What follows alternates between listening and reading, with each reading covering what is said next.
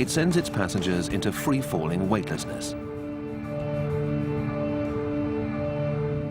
As you push over, if you push over at the same accelerated rate as gravity is pulling you down, you get a sense of weightlessness. Well, that only lasts 30 or 40 seconds per parabola, because obviously you got to pull the nose of the airplane back up or you ruin your whole day.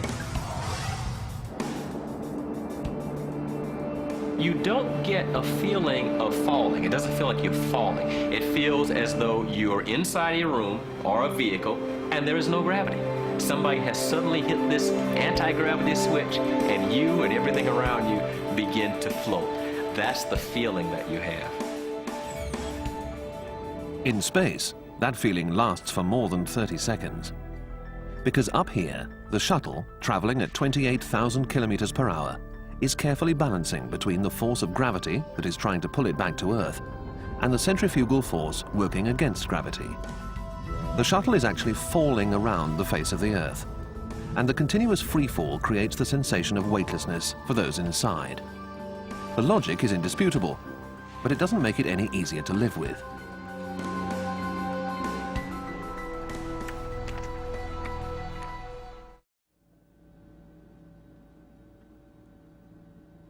In the payload processing facility, a massive, strong back crane moves cargo in and out of the shuttle's payload bay.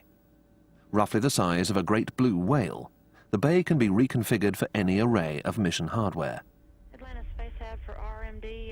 This payload can be anything from a military satellite to a highly complicated scientific laboratory.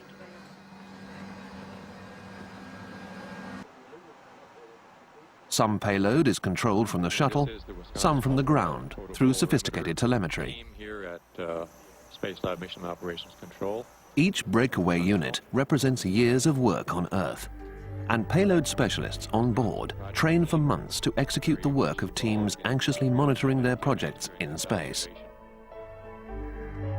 And we're now seeing the highly magnified image from the Wisconsin instrument as it is trained on this Galaxy NGC 1068.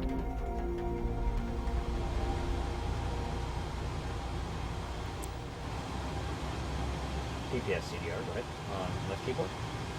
To guard the delicate cargo against contamination, strict cleanroom conditions are enforced throughout the payload facility. 50. And execute. Below deck, reams of wires and sensors are checked, and then checked again, and again. DC power 2 switch on.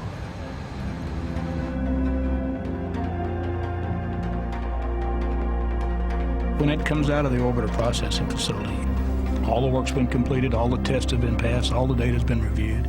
Everyone is satisfied and is asked to say that, at least to themselves and to their immediate supervision. Are you ready? Is your system ready? The only thing that you sit there and think is, was there something that someone, or is there something even that I missed along the way that somehow or other we could have caught? You can't help as a human being not to have that nagging feeling that, have you ever done enough? The shuttle is now ready for its final configuration in the Vehicle Assembly Building, a mammoth structure 43 stories high that once housed its predecessor, the Saturn V.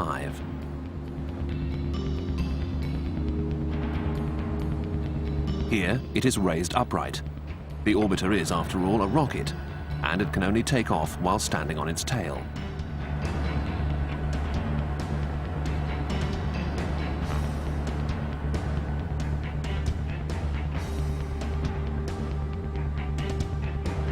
Once upright, the orbiter is carefully mated to its massive external fuel tank. The process is so delicate that it takes 36 hours.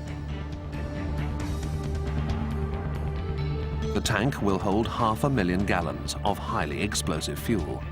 The slightest snag would mean disaster. Flanking the external tank are two solid rocket boosters, the SRBs, 45-meter-long tubes of solid, supercharged fuel, encased in steel.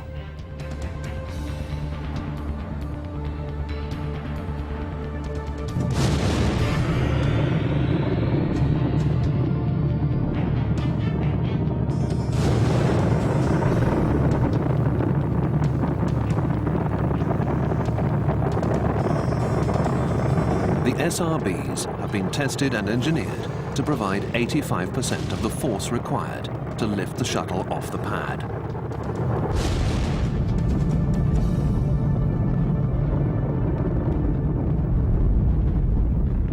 They are the most powerful rockets ever built.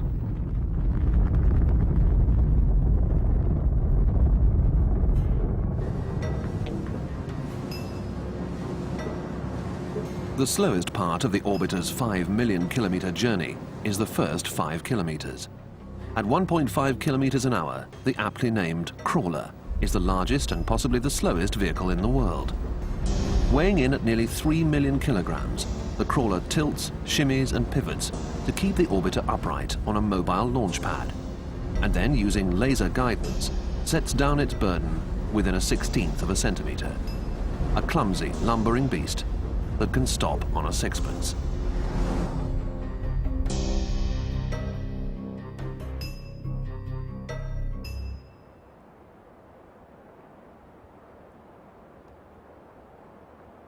Once at the pad, the shuttle's external tank is filled with cryogenic fuels. It is now a volatile rocket in which 7 people will ride. In the hours before the launch, the pad is cleared of all but the most essential personnel. Among them, members of the ICE team.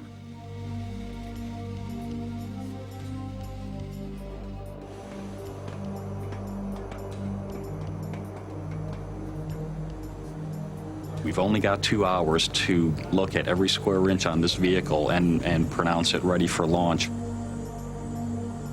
We are well aware that there's over 2 million pounds of solid rocket fuel in the boosters and over 500,000 gallons of cryogenic fuel in the external tanks. So it is a hazardous operation. There is potential for major problems there should anything ever occur.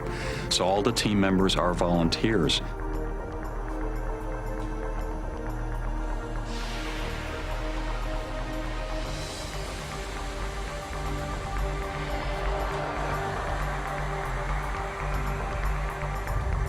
After all the planning and designing and building and hoping for the best, the success of the journey finally comes down to the people who will make the trip.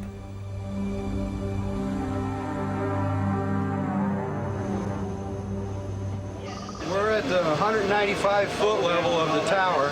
Crew module's right here. The external tank is not more than 20 feet to this side, and there's a solid rocket booster that's loaded and ready to go that's right next to it. So we're right in the middle of it. You're one of a dozen people that you're out here, and everybody else is 4 miles away.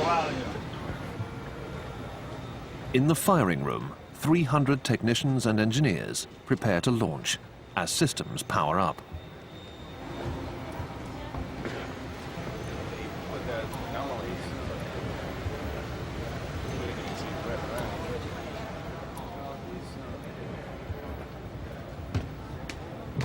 They're not going to get much below minus 100 degrees Fahrenheit, but engine 2, engine 1 might be down to minus 200. I guess it's because of orientation.